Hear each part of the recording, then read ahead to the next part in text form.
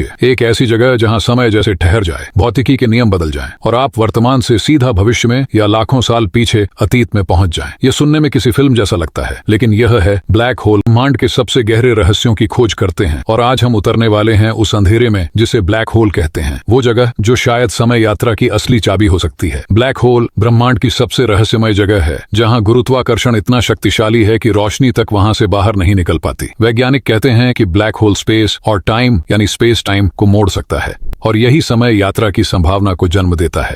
इस रहस्य की पहली सीढ़ी है इवेंट होराइजन, घटना क्षितिज, वह बिंदु जहां से वापसी नामुमकिन है। जैसे ही आप इसके करीब जाते हैं, समय धीमा हो जाता है। इस घटना को ग्रेविटेशनल टाइम डिलेशन कहते हैं, जो आपको बाकी ब्रह्मांड से अलग समय की धारा में डाल देता है। 2019 में इवेंट होराइजन टेलीस्कोप ने पहली बार ब्लैक होल की असली तस्वीर खींची। यह सिर्फ एक तस्वीर नहीं, बल्कि इस बात का प्रमाण थी कि ब्लैक होल हमारे ब्रह्मांड में सचमुच मौजूद हैं। और यह जानकर हैरानी होगी कि हर गैलेक्सी के केंद्र में एक ब्लैक होल होता है। हमारी मिल्की वे के केंद्र में भी एक सुपरमैसिव ब्लैक होल है जिसे सैजिटेरियस ए कहा जाता है और यह पूरी गैलेक्सी को अपनी गुरुत्वाकर्षण शक्ति से बांधे रखता है। नासा ने ब्लैक होल के आसपास की गूंजती आवाजें भी रिकॉर्ड की हैं, जिसे सोनिफिकेशन कहते हैं। इन्हें सुनना ऐसा लगता है जैसे आप ब्रह्मांड के दिल की धड़कन महसूस कर रहे हों। लेकिन ब्लैक होल के पास जाना आसान नहीं। अगर कोई इवेंट होराइजन पार कर ले तो उसका शरीर गुरुत्वाकर्षण के कारण खींचकर लंबी पतली स्पेगेटी जैसी आकृति ले लेता है। इसे स्पेगेटिफिकेशन कहते हैं। इस स्थिति से बचना असंभव है। कुछ वैज्ञानिक मानते हैं कि ब्लैक होल वर्म होल से जुड़े हो सकते हैं, जो ब्रह्मांड के दो दूरस्थ हिस्सों को जोड़ने वाली एक सुरंग की तरह है। अगर यह सच हुआ तो यह सिर्फ अंतरिक्ष ही नहीं, बल्कि समय में भी यात्रा करने का रास्ता हो सकता है, अतीत और भविष्य दोनों में। हालांकि अगर आप डायनासोर के युग में लौटना चाहते हैं तो उस ब्लैक होल का निर्माण उस समय से पहले होना जरूरी है। यानी हर ब्लैक होल समय यात्रा के लिए सही नहीं होता। तो सवाल